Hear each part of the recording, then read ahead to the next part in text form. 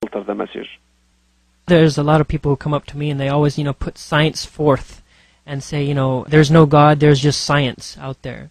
What would you say to those of us out there who, reject God and just say, science is everything? Well, you have to analyze science to its components. Here is the point. I mean, when you say about science, you're talking about a big word, but analyze it to its components. Science is made of theories. Theories usually are built upon facts. Now, how true these facts are, and who actually created, offered, provided these simple elements. I mean, science tackles, let's say, in terms of its medicine, it tackles the human body. The human body is a miracle, and human beings are unable, if they come all together, they are unable to create one human being from nothing.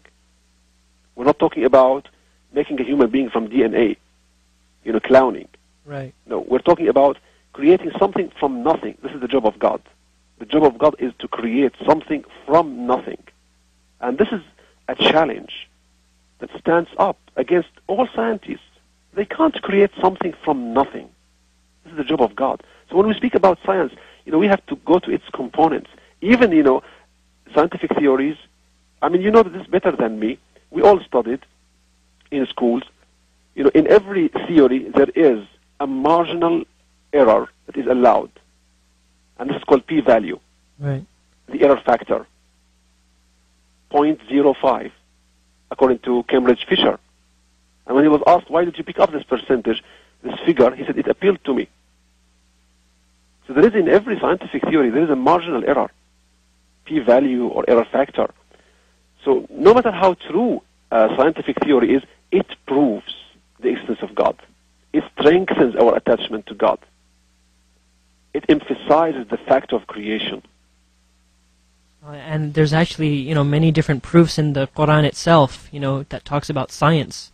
Of course. Such as, that as the universe is expanding, this was mentioned in the Quran, and how the development of the embryo, this was also... Yeah, from embryology to the universe, astronomy, to every field of science, there are references in the Quran. I don't say that the Quran is a book of science, the Quran is a book of guidance, but the Quran should appeal to every person, including scientists who are fond of science, keen on research.